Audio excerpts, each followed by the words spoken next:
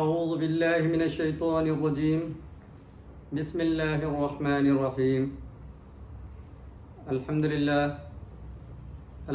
الذی نحمده ونستعینه ونستغفره ونؤمن به ونتوکل علیہ ونعوذ باللہ من شرور انفسنا ومن سیئات اعمالنا من يهد الله فلا مضل له ومن يضلل فلا هادي له ونشهد ان لا اله الا الله ونشهد ان محمدا عبده ورسوله فاعوذ بالله من الشیطان الرجیم بسم اللہ الرحمن الرحیم غیر المغضوب علیہم ولا الضالین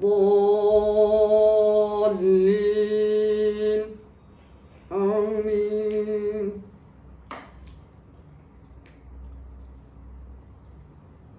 السلام علیکم ورحمۃ اللہ وبرکاتہ۔ بعد از خطبہ، گزشتہ جمعہ ہم نے تفسیر کے اندر صراط الذین انعمت علیہم تک پہنچا تھا۔ سورہ فاتحہ ہم نے شروع کیا، غالباً 2 مہینے ہونے آئے، جہاں سے ہم نے بسم اللہ سے شروع کیا۔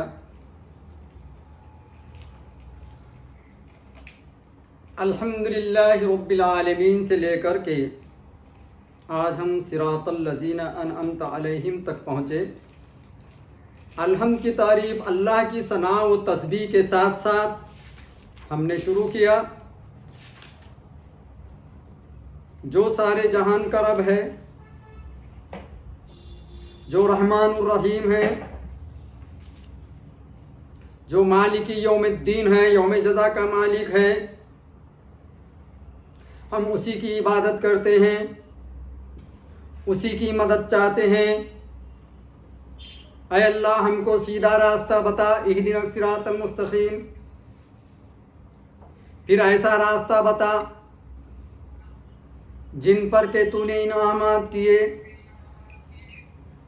اور جو انعامات ہیں اے اللہ تو نے کس پر انعامات کیے اس کی خبر ہم کو نہیں ہے، گویا کہ جس پر تو نے انعامات کیے اس کی پہچان اے اللہ ہم کو تو نہیں ہے۔ اے اللہ تو ہی ہم کو ان کی پہچان عطا فرما۔ تو اللہ رب العزت نے ہم کو نشاندہی کروائی کہ من الذین صدیقین والشہداء والصالحین، ایسے لوگ جو نبی ہیں، صالح ہیں، صدیق ہیں، جو اللہ کے ولی ہیں، جو اللہ کی قربت میں پہنچ چکے ہیں، جن کو اللہ رب العزت نے انعامات سے نوازا ہے۔ ایسے انعامات جو نہ ہی بلکہ دنیاوی ہو بلکہ دینی علم و حکمت و معرفت، وہ اللہ رب العزت کی حقیقت و معرفت کے اندر پہنچایا ہے۔ اے اللہ، جس کو تیری معرفت حاصل ہوئی ہے وہ انعام کے قابل ہیں، لہذا اے اللہ ایسے لوگوں کے ہی راستے پر ہم کو چلا جن کو تو نے انعامات سے نوازا ہے، اور وہ راستہ ہم نہیں جانتے، تو بہتر جانتا ہے، لہذا ہم کو اس راستے کو گویا کہ بتا ہی نہیں بلکہ ہم کو اس راستے تک پہنچا اور ان کو انعامات کا مستحق ہم کو بھی بنا۔ ایسی اللہ رب العزت سے دعا و گریہ وزاری سورہ فاتحہ کے اندر ہے۔ دیکھو، قرآن کا مصدر مقصد ابتدا ہی میں آ گیا۔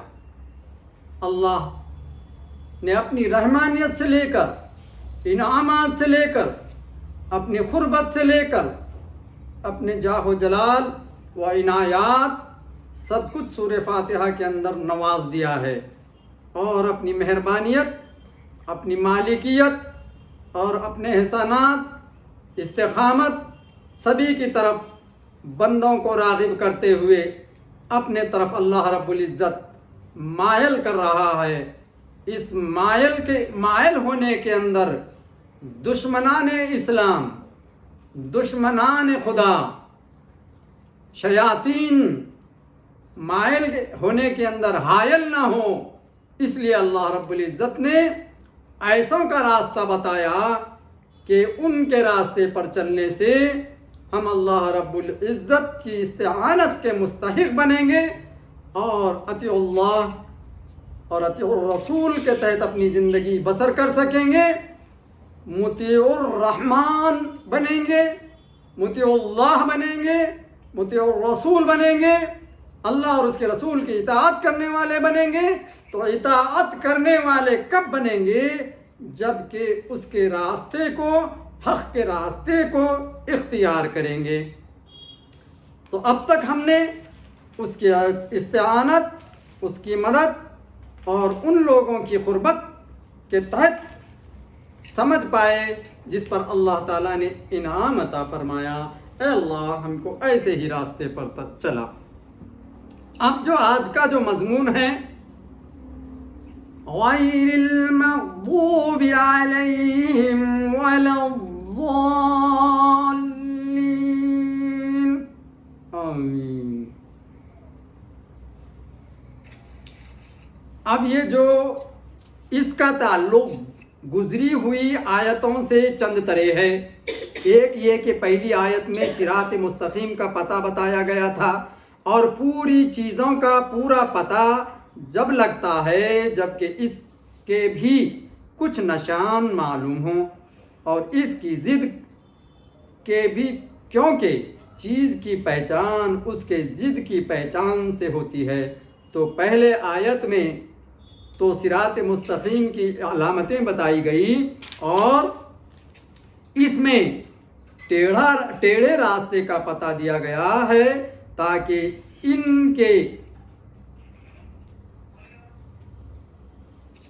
ان میں تمیز ہو جائے. دوسرے یہ کہ پہلے خدا کے انعام کا ذکر تھا جس کو سن کر بندے کے دل میں امید پیدا ہوئی تھی. اب غضب کا ذکر ہوا جس سے خوف پیدا ہو، اور ایمان خوف اور امید کے درمیان ہے. ایمان جو ہے پکا کب ہوگا؟ ایک تو امید ہوگی، دوسرا یہ کہ خوف خدا ہوگا. اگر خوف خدا نہیں ہوگا تو نفس جو ہے وہاں پر ضلالت کے اندھیرے میں مبتلا ہو جائے گا. اس لیے خوف خدا بھی لازم ہے. جہاں پر خوف خدا لازم ہے وہاں پر اللہ کی رحمانیت کی امید بھی ہو. تو اللہ رب العزت نے اپنی امید کے بعد خوف بتایا، ڈر بتایا، جس سے کہ ایمان کے اندر خلل پیدا نہ ہو. یا یوں کہو کہ ایمان کے دو بازو ہیں، ایک خوف اور دوسرا امید. جس طرح پرندہ دو بازوؤں کے بغیر نہیں اڑ سکتا، اس طرح مومن بغیر امید اور خوف کے راستے کو طے نہیں کر سکتا. ان دونوں میں برابری چاہیے. تیسرے یہ کہ پہلی آیت میں ان لوگوں کا ذکر تھا جن پر اللہ نے انعام کیا. اس آیت میں انہی لوگوں کی پہچان بتائی گئی، یعنی انعام والے وہ لوگ ہیں جو خدا کے غضب یعنی بدعملی اور ضلالت یعنی گمراہی اور بد اعتقادی سے بچے ہوئے ہوں. تو مطلب یہ ہوا کہ انعام والے کی پہچان یہ ہے کہ اس کے عقائد بھی درست ہوں اور اعمال بھی، یعنی کافر بھی نہ ہو اور فاسق بھی نہ ہو. دیکھو ماشاءاللہ یہاں پر پہلے انعام والے بتائے، انعمت علیہم. اب انعام والے بھی ایسے ہوں جس پر اللہ کا قہر و غضب بھی نہ ہو، اور جو لوگ بدعمل بھی نہ ہوں، ضلالت والے بھی نہ ہوں، گمراہی کے راستے پر چلنے والے نہ ہوں.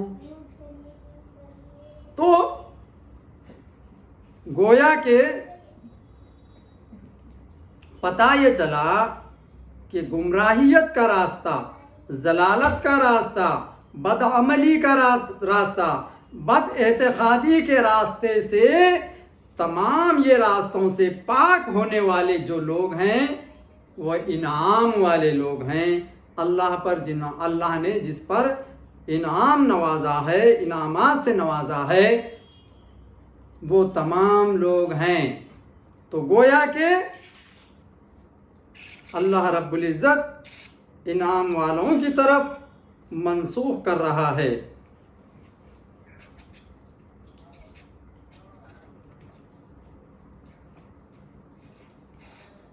خدا کے غضب سے مراد انعمت علیہم غیر المغضوب علیہم ولا الضالین، یعنی غر سے مراد غیر کے 3 معنی ہیں، نہ سوا اور مگر۔ یہاں تینوں معنی بن سکتے ہیں۔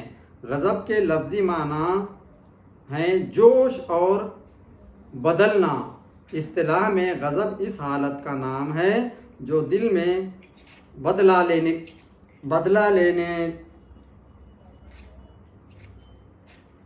لینے کے خیال پر جوش پیدا ہوتا ہے، اور جس میں کہ اس غضب زال زلال سے مشتق ہے، جس کے معنی ہیں حیرت۔ جو شخص حیران ہو اس سے کہتے ہیں ضال۔ عام عرف میں ضال کے معنی ہوتے ہیں گمراہ یعنی بدعقیدہ۔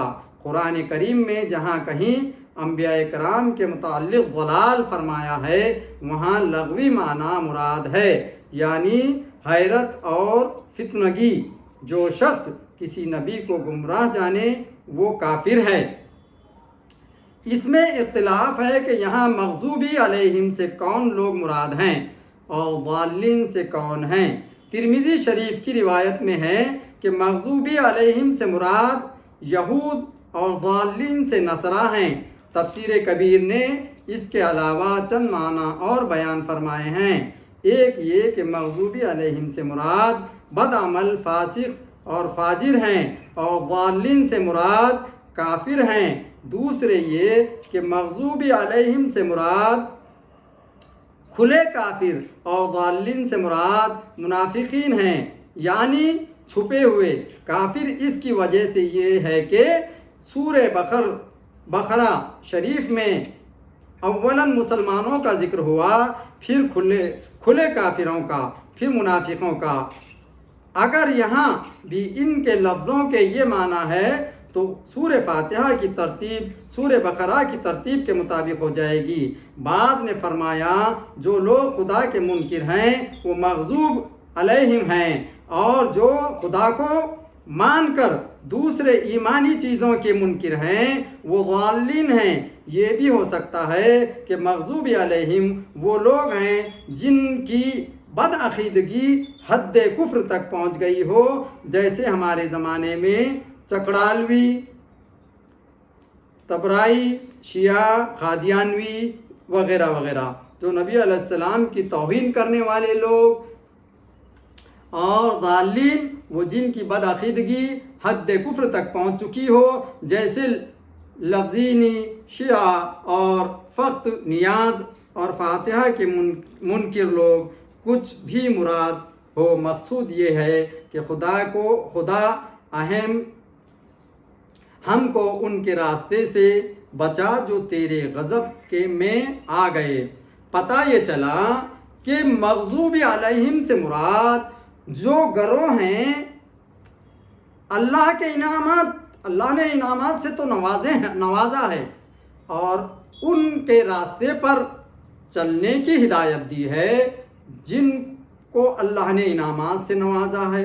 لیکن یہاں پر غیر المغضوب علیہم ایسے لوگوں سے بچتے ہوئے اللہ کی طرف متوجہ ہونے کو فرمایا، یا اے اللہ ہم کو ایسے لوگوں سے بھی بچا جو کہ اس فہرست میں تھے تو آ چکے ہیں، تیرے قریب پہنچ چکے ہیں، جنت کے قریب پہنچ چکے ہیں۔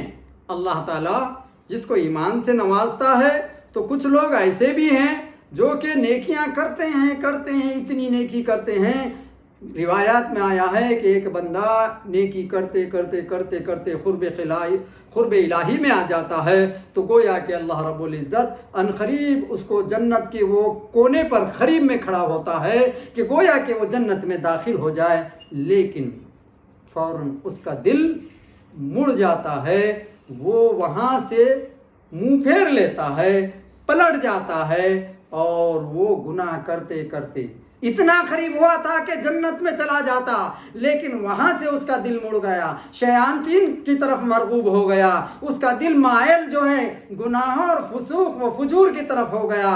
गोया जन्नत में जाते जाते, क़ुर्ब जन्नत में जाते जाते वो वहाँ से मुड़ करके अनकरीब करीब ऐसा हो गया कि वो जहन्नुम रसीद हो गया, इनामात का हकदार हो गया। अल्लाह ताला ने इनामात से नवाजा, वो जन्नत के करीब हो गया, क़ुर्ब इलाही के करीब हो गया।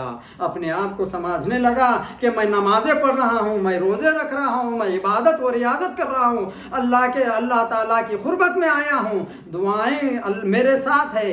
गुमान में आ गया।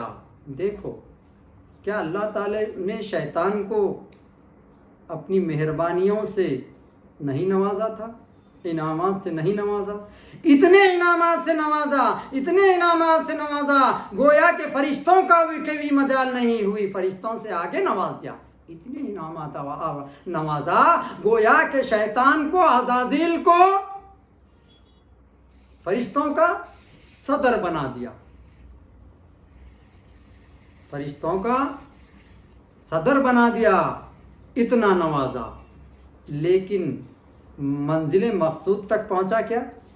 तो इनामात से तो अल्लाह ने नवाजा, क़ुर्ब इलाही में तो आ गया, लेकिन थोड़ी सी गुस्तागी हो गई, थोड़ा सा गलबा आ गया, थोड़ा सा तकब्बुर आ गया, थोड़ा सा जो फ़ख्र आ गया, अपने आप पर नवाजिश आ गई, अपने आप को कुछ समझने लगा, अपनी इबादत को कुछ समझने लगा। गोया कि अपनी इबादत व रियाजत को जन्नत के काबिल समझना, अल्लाह की क़ुर्ब की काबिल समझना, ये क्या हो गया? घमंड हो गया। जितनी नमाज़ें पढ़ रहे हैं, जितनी इबादतें पढ़ रहे हैं, हमारी नमाज़ें और इबादत ने इतना जो है इखलास ही कहाँ है जिस पर हम नाज करें। नाज तो हमारे नबी ने भी नहीं किया। ऐसा सजदा करते थे मेरे नबी, ऐसा सजदा करते थे अल्लाह के रसूल। गोया कि हज़रत आयशा सिद्दीक़ा रज़ियल्लाहु ताला अन्हा फरमाती हैं कि मुझको गोया कभी कभी गुमान हो जाता कि आपकी कहीं रूह तो कब्ज़ नहीं हुई, इतना तवील सजदा। ऐसे तवील सजदा करने वाले आका व मौला ने अपने न आमाल पर गुमान किया, बल्कि इतना लर्ज़ा बरंदाम हो जाते, इतना लर्ज़ा बरंदाम हो जाते खुदा के खौफ से कि अल्लाह से पनाह चाहते कि अल्लाह मेरी उम्मत को बचा, गुनाहों से बचा, फ़ख्र फ़ाख़े से बचा, बीमारियों से बचा।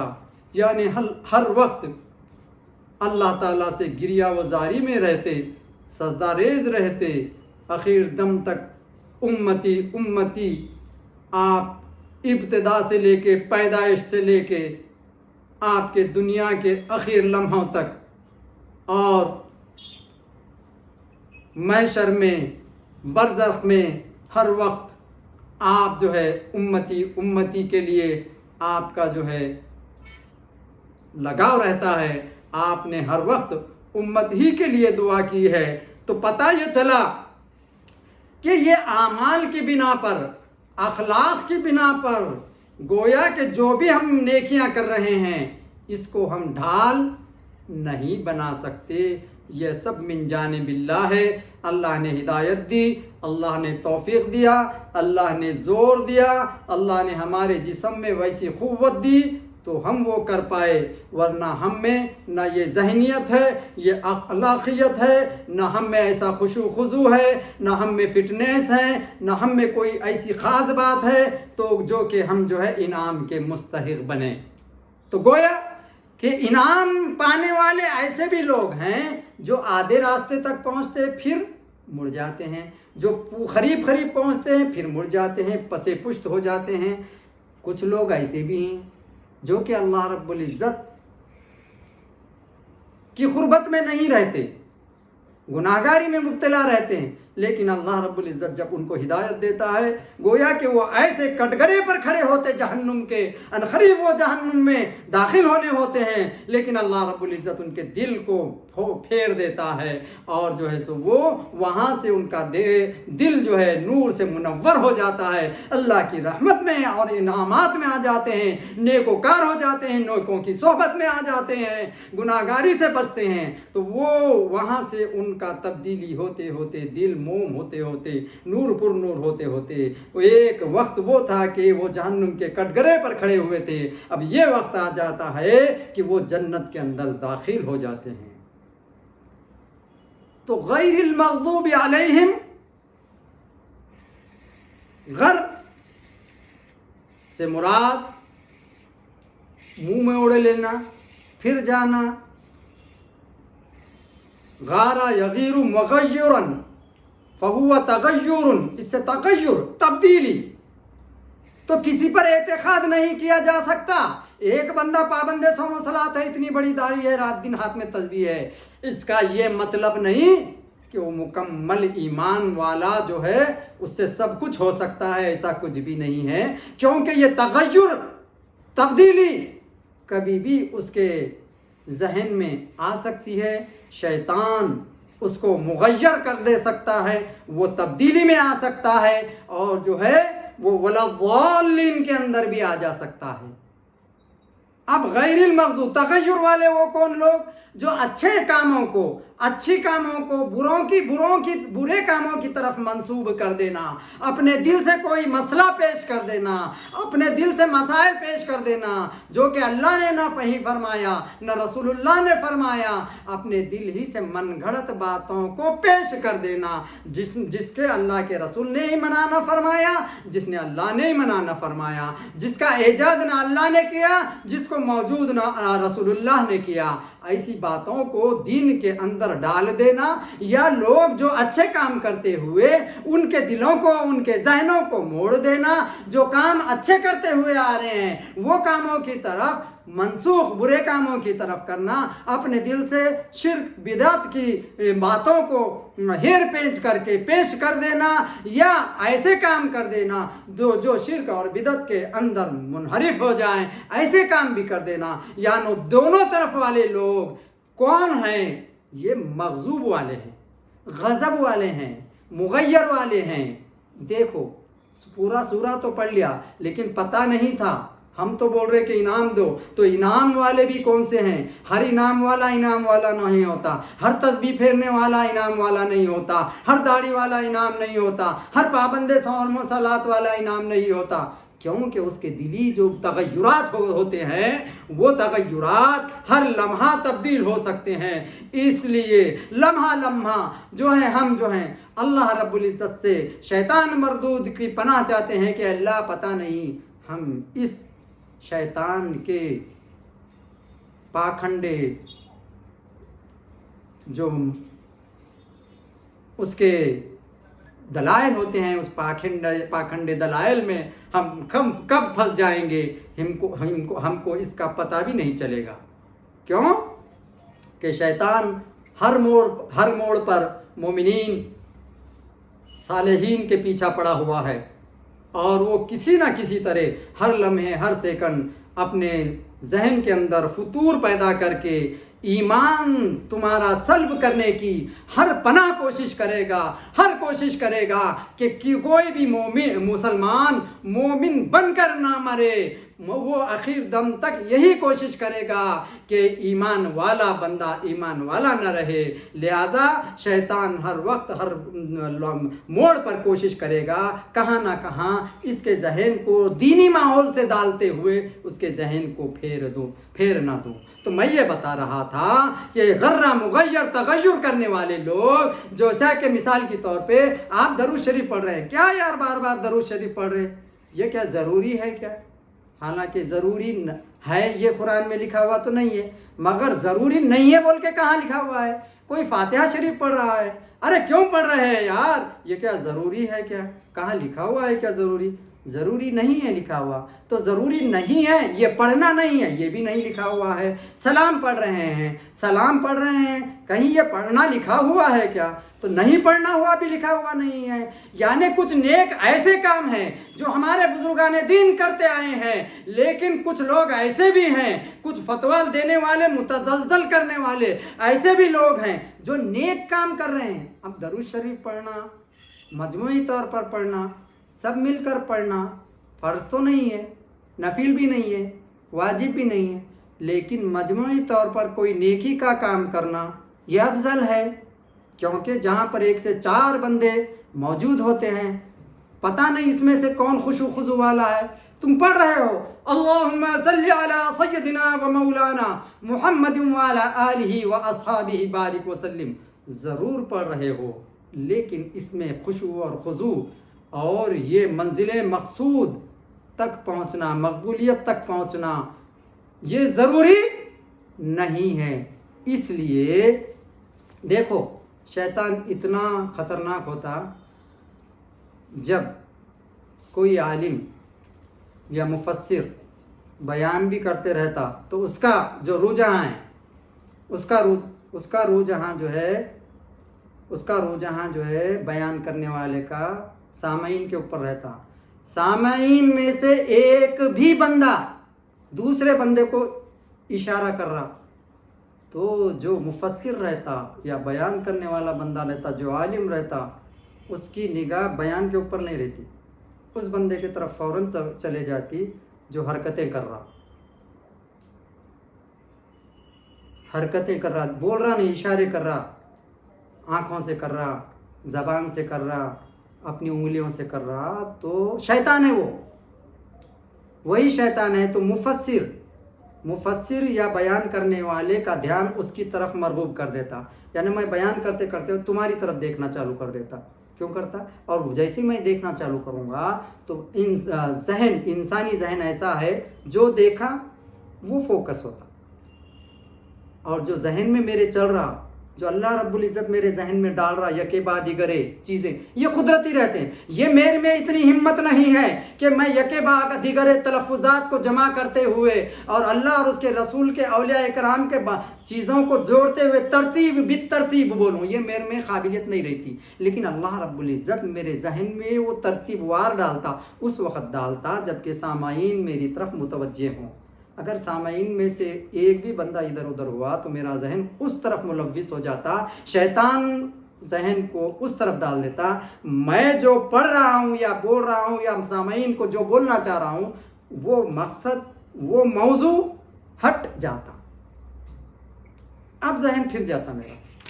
اس لیے سامعین پر لازمی ہے کہ وہ پوری طریقے سے اپنا دل، جان، ذہن، ظاہر و باطن، فزیکلی، مینٹلی، پوری طریقے سے جب کسی کو سننا چاہو، کسی کی بات سننا چاہو، پڑھنا چاہو تو پوری طریقے سے متوجہ ہو۔ سنت بھی طریقہ یہ ہے کہ اگر کوئی بندہ پڑھنے میں مصروف ہو، تدریس میں مصروف ہو، تو کوئی آنے والا بندہ ہو تو وہ سلام نہیں کرے گا، اور نہ پڑھنے والا مفسر اس کا جواب دے گا۔ کیوں نہیں؟ کیونکہ یہ مشغل ہے، اللہ اور رسول کی بات چل رہی ہے، اس میں نہ وہ بندہ جواب دے گا اور نہ آنے والا سلام کرے گا، کیونکہ یہ ادب محفل ہے۔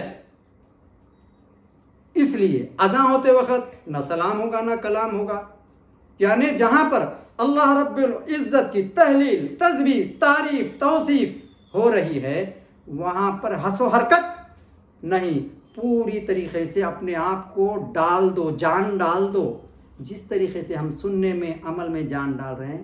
نماز کا سرور بھی یہی ہے، نماز کا درجہ بھی یہی ہے، جب ہم نماز پڑھ رہے ہیں تو پوری طریقے سے ڈال دو، ذہنی لحاظ سے بھی، فزیکلی بھی، مینٹلی بھی۔ اس کچھ خشوع بولتے، خشوع اور خضوع جو بولتے نا ہم، اب کسی کی بات سنتے سنتے ہم 2 لوگ بات کر رہے ہیں، تیسرا بندہ آ کے بات کر رہا بیچ میں، تو چیڑ نہیں آئے گی؟ تو یعنی ہمارے باتوں کو وہ ڈائیورٹ کرنا چاہ رہا ہے، موڑنا چاہ رہا ہے۔ یہ کام کس کا ہے؟ شیاطین کا ہے۔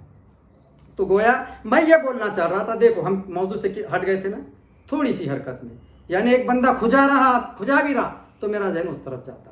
تو پتہ یہ چلا کہ ایک دم ستون کے ساتھ آپ کو بیٹھنا ہے. میں یہ بول رہا تھا کہ اگر آپ درود شریف پڑھ رہے ہیں, اچھے کام کر رہے ہیں, تو بیچ میں ایسے لوگ مغضوبی میں کیا بات چل رہی تھی ہماری, مغضوب غضب والے, نہ ادھر نہ ادھر والے, جس کا ظلم الیقین ہو, عین الیقین, حق الیقین, ظلم الیقین. یقین کی کتنے قسمیں ہیں؟ عین الیقین, حق الیقین, ظلم الیقین. عین الیقین دیکھ کر یقین کرنا, حق الیقین جس پر جو ہے ایمان ہو, حق ہے, وہ حق الیقین. جیسا کہ ہمارا حق الیقین ہمارا کون سا ہے؟ اللہ پر ایمان ہمارا حق الیقین ہے. اور ظلم الیقین تھوڑا بھروسہ کرنا, تھوڑا نہیں کرنا, ہاں, نہ ادھر نہ ادھر, خدا تو ملانا وصل صنم, نہ ادھر کے رہے نہ ادھر کے رہے. تو یہ وہ غیر المغضوب بھی سے مراد ایسے لوگوں کے ساتھ اللہ رب العزت کی انعامات نہیں ہیں. گویا کہ اے بندو, اے اللہ والو, اے نیکوکارو, ایسے لوگوں کے پیچھے مت پڑو, ایسے لوگوں کو گمان میں نہ ڈال لو ان کی نمازوں, روزوں اور زکاتوں کو دیکھ کر کہ کہیں یہ تو انعام والے تو نہیں ہیں, ان کے پیچھے ہو لو. سب کے پیچھے ہو لینا انعام والے لوگوں کا سمجھنا نہیں ہے. تو کچھ لوگ ایسے ہیں جو کہ نیکیوں کی طرف مرغوب ہونے والے کاموں کو موڑ دیتے ہیں, یعنی اچھا تسلسل چلنے والا سلسلہ توڑ دیتے ہیں. درود شریف کی مجلسیں ختم ہو گئی, صلاۃ و سلام کی مجلسیں ختم ہو گئی. نیک ہی کام ہو رہا تھا نا, اس میں کون سا شرک اور مشرک اور تشریک والا بات ہے؟ اگر ویسا ہوتا, اب کئی محفلیں, کئی بیانات ہوتے بڑے بڑے جس میں لاکھوں کا مجموعہ ہوتا. کئی محفلیں ایسی ہے, چھوٹے چھوٹے محفلیں بھی ہوتی ہے جس میں اللہ رب العزت فرما رہا ہے ان اللہ وملائکتہ یصلون علی النبی یا ایھا الذین آمنوا صلوا علیہ وسلموا تسلیما. ان اللہ, بے شک اللہ, وہ ملائکہ اور اس کے ملائکہ, یصلو بھیجتے ہیں صلاۃ, درود علی النبی, کس پر؟ نبی علیہ السلام پر. یا ایھا الذین, اے ایمان والو, آمنو ایمان والو, یا ایھا الذین آمنو, صلو پڑھو تم بھی, علیہ وسلم تسلیما, درود اور سلام کس پر پڑھو؟ نبی پر. تم اگر ایسے لوگوں کے پیچھے ہو گئے جو کہ درود پڑھنے کو یا مجلس کے ساتھ پڑھنے کو جان پہ آ رہا ان کے, کیا ضروری ہے محفلیں کیوں بیٹھا رہے ہو؟ درود شریف ایک ساتھ پڑھنے کی کیا ضرورت ہے؟ سلام ایک ساتھ پڑھنے کی کیا ضرورت ہے؟ کیا گناہ کر رہے؟ اگر گناہ ہوتا تو اللہ کیوں بولتا کہ میں بھی پڑھ رہا ہوں تم بھی پڑھو؟ آرڈر کون دے رہا ہے؟ اللہ آرڈر دے رہا ہے. تو گویا کہ درود شریف, میں کیا بول رہا تھا کہ ایسے کئی محفلیں ہیں کہ جب یہ جو ہے آیت تلاوت کی جاتی ان اللہ وملائکتہ یصلون علی النبی, درود شریف کی پڑھنے کی اہمیت جس کے پاس نہ ہو, جس کے محفل میں بار بار درود شریف نہ پڑھا جاتا ہو, اگر بیان دینے والا بندہ مفسر پڑھ رہا ہو ان اللہ وملائکتہ یصلون علی النبی, تو بیٹھے ہوئے گمسم لوگ, بے بہرا لوگ, مکے لوگ, نہ ان کا ہونٹ ہلتا نہ زبان ہلتی. جیسے ان اللہ وملائکتہ یصلون علی النبی یا ایھا الذین آمنوا صلوا علیہ وسلم تسلیما کہا گیا, چاہے خطبے میں ہو یا کہیں میں بھی ہو, تو محفلین سامعین میں سے لوگ زور بلند آواز پڑھیں گے اللہم صلی علی سیدنا شفیعنا نبینا و مولانا محمد وعلی آلہ وسلم. جب محفل میں یہ آواز گونجے گی تو پتہ یہ چلا کہ لوگ زندہ ہیں, پتہ چلے گا کہ لوگ زندہ ہیں, پڑھ رہے ہیں, ان کا ایمان زندہ ہے. ارے یہ تو بیان کرنے والا بڑے لپ شپ سے بیان کر دے رہا ہے اور درود شریف کی آیت بھی پڑھ لے رہا ہے کہ تم بھی پڑھو, اللہ بھی پڑھ رہا ہے, لیکن محفل میں سے کس کی زبان ہل بھی نہیں رہے نہ ہونٹ ہل رہا ہے. ان اللہ وملائکتہ یصلون علی النبی, سب کے سب گم سم بیٹھے ہوئے خطبہ سن رہے ہیں, جبکہ اللہ کا حکم ہو رہا ہے پڑھو تو نہیں پڑھ رہے. کہاں پر تم پہ برکتیں اور رحمتیں نازل ہوئیں گی؟ بے نہیں ہوگی نا, کیوں ہوگی؟ اب جب تم کو عادت ہی نہیں ہے محفل میں سب کے ساتھ پڑھنے کی, تو محفل میں جب اچھی بات پیش کی جائے گی, سبحان اللہ بولنے والے بھی بند ہو گئے. پہلے جو محفلیں ہوتی تھی جیسے ہی کوئی اچھی بات، کوئی اچھا واقعہ پیش ہوتا تھا، جب انعامات اور اکرامات، اللہ اور اس کے رسول کے انعامات کا اظہار ہوتا تھا، تو فوراً پوری محفل بولتی تھی سبحان اللہ سبحان اللہ. سب غائب. گناہ ہے کیا؟ سبحان اللہ بول رہی نہیں. پوری بہن ہزاروں لوگ بیٹھے ہوئے ہیں، سبحان اللہ نہیں، ماشاء اللہ بھی نہیں. یعنی اللہ کی تعریف تم کو جان پہ آ رہی کیا؟ پتہ یہ چلا یہ لوگ ہیں مغضوبی میں، مغیر تغیر پیدا کرنے والے. ان کے پیچھے مت ہو لو. تم کیا سمجھ رہے؟ کروڑوں ہزاروں لوگ بڑے بڑے پائجامے کرتے پہن لے کے پھر رہے ادھر ادھر نمازاں پڑھ رہے. اللہ تعالیٰ کو اس کی ضرورت نہیں. تم رات دن نمازیں پڑھ پڑھ کر اپنا سر پیشانی پھوڑ لو، نہ اللہ کی قدرت میں ایک چونٹی برابر اضافہ ہوگا، اور نہ ہی تم مرتد کافر مشرک ہو جاؤ گے تو اللہ رب العزت کی قدرت میں کسی قسم کی چونٹی برابر کمی ہوگی. وہ کسی کا محتاج نہیں ہے. اگر ضرورت ہے تو ہم کو ہے. تو پتہ یہ چلا کہ ایسے کام کرو جو کہ نیکوکار کرتے ہیں، جس پر اللہ کا انعام ہے. ایسے کام کرنے سے مت روکو جس سے اللہ کا کلام پڑھا جا رہا، درود شریف پڑھا جا رہا، چاہے اکیلے پڑھو، چاہے مجموعی طور پہ پڑھو، چاہے سلام پڑھو یا درود پڑھو. ایسی محفلیں منعقد ہو رہی ہیں جو کہ لازمی تو نہیں ہے، پڑھ رہے ہیں کوئی گائے بگائے، تو کیا برا ہے؟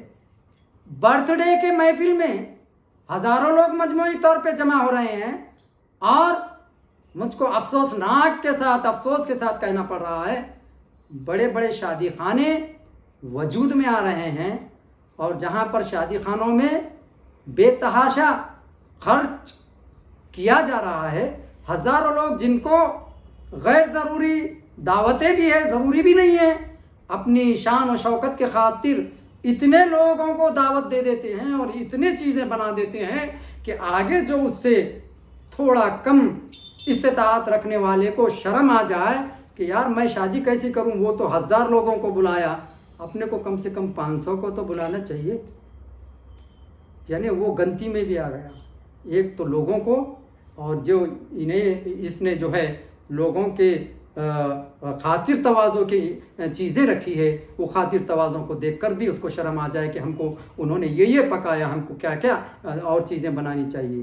یہ چیزیں آگے تمہارے ماحول کے اندر آ گئی، تمہارے اندر دین کی اصل روح سے کتنے دور ہو رہے ہیں. میرا یہ کہنا ہے کہ شادی خانوں کی ضرورت نہیں ہے. اگر شادی خانوں میں شادیاں تم نے رچانی ہیں تو گویا کہ تمہارا گمان ایمان اور اصلاح اور ایمانداری کی طرف نہیں ہے. گویا کہ اپنے آپ کو اچھا پیش کرنا ہے، اپنے آپ کو بڑا پیش کرنا ہے. یہی کام تم اپنی جگہ گھروں میں بھی کر سکتے ہو، سنت طریقے سے شادیاں کرتے ہو. جب تم شادی خانوں میں جاؤ گے تو شادی خانوں میں ہزاروں لاکھوں کا خرچہ ہوگا، اظہار تمہارا ہوگا، اور اس اظہار کے اندر غریب غربا مر جائیں گے. وہ ان کا نہ شادی خانہ لینے کی استطاعت ہوگی، وہ سوچتے رہیں گے کہ نہ کسی وجہ سے پیسہ کدھر سے بھی لا کر شادی خانہ ہم کو بک کرنا ہے.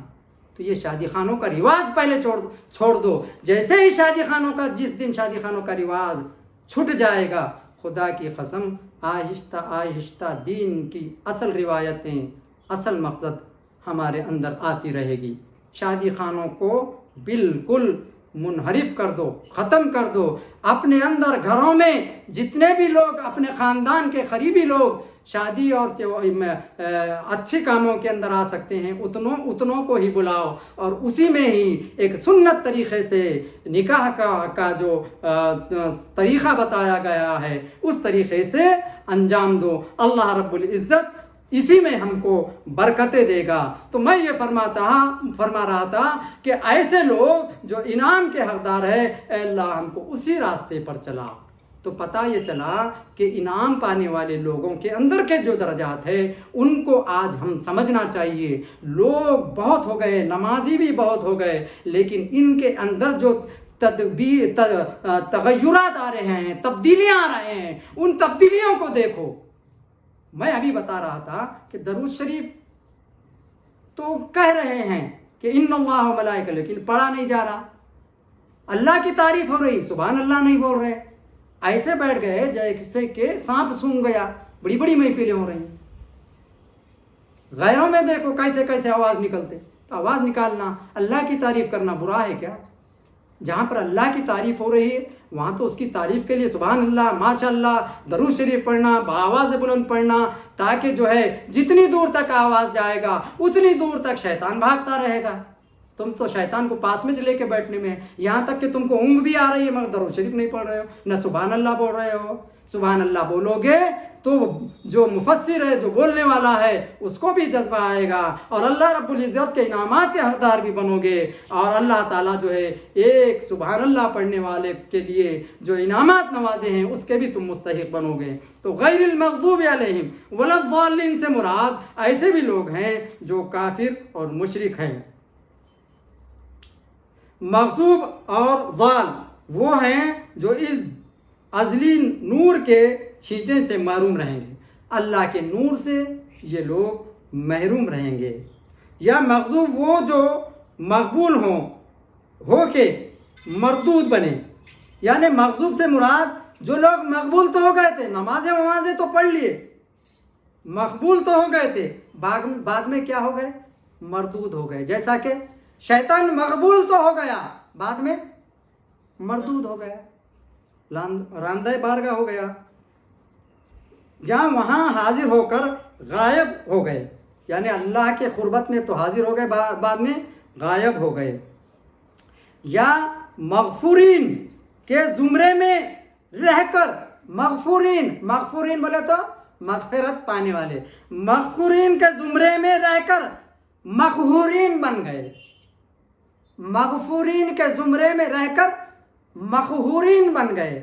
یعنی مغفرت پانے والوں کے جھرمٹ میں ساتھ میں تو ہو گئے تھے، بعد میں کیا ہو گئے؟ مقہورین. مقہور کہاں سے نکلا؟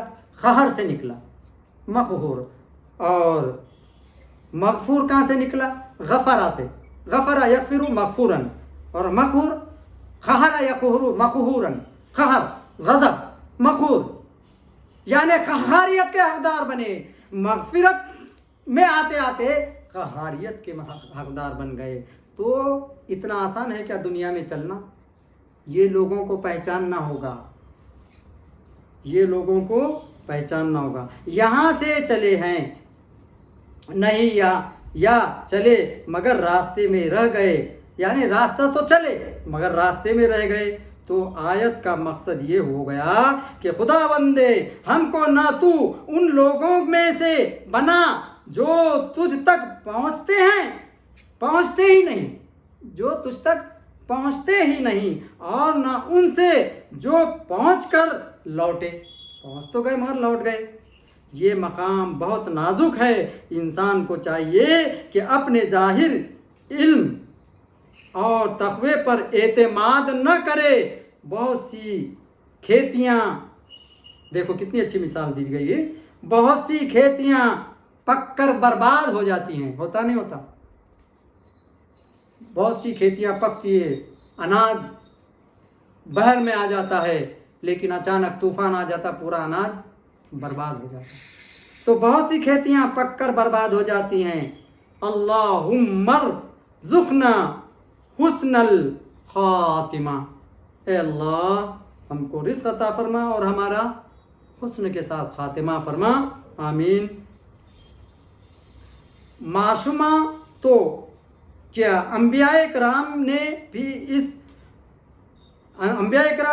استقامت کی دعائیں مانگی. حضرت یوسف علیہ السلام نے عرض کیا توفنی مسلما والحقنی بالصالحین. شرح فقہ قبر میں ہے کہ کسی تجلل نے سلطان العارفین بایزید بستامی رحمۃ اللہ تعالی علیہ سے پوچھا کہ آپ کی داڑھی اچھی ہے یا میرا بیل. کسی نے پوچھا سلطان عارفین بایزید بستامی رحمۃ اللہ تعالی علیہ سے کہ جناب یہ آپ کی داڑھی اچھی ہے یا میرا بیل کی دم، میرے بیل کی دم اچھی ہے کہ آپ کی داڑھی اچھی ہے؟ فرمایا کہ اگر میں دنیا سے ایمان سلامت لے گیا تو میری داڑھی बदर्जा बेहतर है और अगर ये दौलत मुझसे छीन ली गई तो तेरा बैल की दुम मेरी दाढ़ी से कई अच्छी है, क्योंकि फिर जहन्नुम मेरे लिए होगा, न कि मीज़ान का मामला पुल सिरात से गुज़रना बाकी है। जिस वक्त इंशाअल्लाह ताला पुल से बखैरियत गुज़र जाएंगे तब ये कहेंगे, यानी गोया के ये बता रहे हैं कि ये मैं उस वक़्त बताऊंगा कि मेरी दाढ़ी बेहतर या तेरे बैल की दुम, जब तक कि मेरा पूरा मकसद हो जाए मैं अभी से कुछ नहीं बोल सकता। तो अभी मुझको क्या क्या करना है, मैं आजिज़ कैसा बोलूँ भाई कि मैं नेक बंदा हूँ, तो मुझको क्या क्या करना है, मुझ पर तो बहुत सारी चीज़ें बाकी है। क़ियामत है, ख़बर की तंगी है, उसकी सख्ती है। अल्लाहु अकबर अल्लाहु अकबर, कैसा ईमान है। मैं कैसे बोलूँ कि ये बेहतर है कि अभी तो मेरे ऊपर ख़बर की तंगी है, यानी बहुत सी चीज़ें बाकी है, क़ियामत की वहशत है, मीज़ान का मामला है, पुल सिरात से गुज़रना है बाकी है। जिस वक्त इंशाअल्लाह ताला पुल सिरात से बखैरियत गुज़र जाएं तब हम जा कर के हमारा नाम आमाल हमारे सीधे हाथ में आए, तब हम बोलेंगे कि अल्लाह के इनाम के हकदार हम हुए, तब हम दावा करेंगे। अल्लाह ताला हमको ऐसे गुरूर और तकब्बुर और घमंड से बचाए, आमीन। तो गैरिल मग़दूबि अलैहिम वलद्दाल्लीन, आमीन। वलद्दाल्लीन के बाद हम सब क्या बोलते हैं, आमीन। आमीन क्या कुरान की आयत है?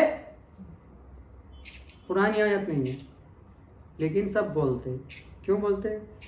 पूरे सूरह फातिहा में क्या है? इनामात, उसकी रहमत, उसकी तारीफ़, उसकी तौसीफ़, फिर हमारे मोमिनों के साथ ए अल्लाह तो भला कर, नेकों के साथ कर। तो आमीन का मतलब ऐसा ही हो, ए अल्लाह उसको कबूल फरमा। आमीन का मतलब ऐसा ही हो, तो इसलिए ये बोलना सुन्नत है।